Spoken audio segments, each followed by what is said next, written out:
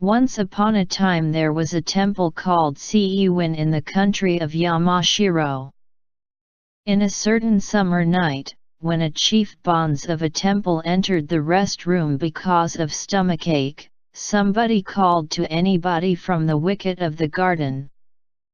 Listen. There were a person calling anybody. Who visited at this time? When the chief bonze of a temple who wondered looked out of the window, the cat which chief bonze of a temple kept from a room began to run and jumped off it to a garden. And the cat took off a key when she went to a wicket in a hurry.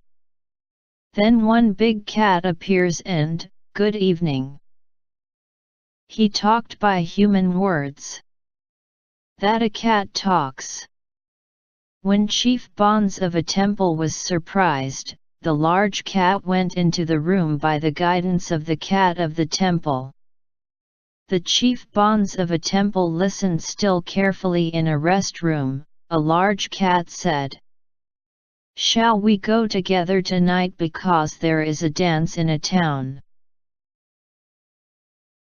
That fellow seems to be interesting. But I cannot go tonight as our chief bonze of a temple is ill. Well, it really is too bad that you cannot come with me. Then I am sorry, but will you lend me a Japanese towel? I'm sorry. As chief bonze of a temple uses the Japanese towel incessantly, I cannot carry out. Is so? I gives it up tonight. Excuse my disturbing you. I'm sorry, though you invited me with much effort. When the cat of the temple sent a large cat to the wicket of the garden, she came back to the room again. What a gentle cat not to go to play worrying about my disease. Chief bonze of a temple became glad and came back to the room as soon as he left the rest room. The cat lie low firmly beside futon of chief bonze of a temple.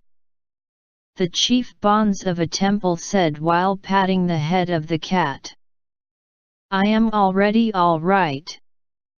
Go to dance without minding me. I will give you this Japanese towel." The chief bonze of a temple put a Japanese towel on the head of the cat.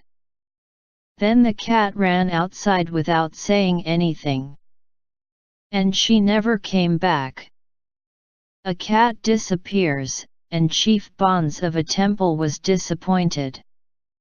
And chief bonze of a temple told this thing to a knowledgeable old man.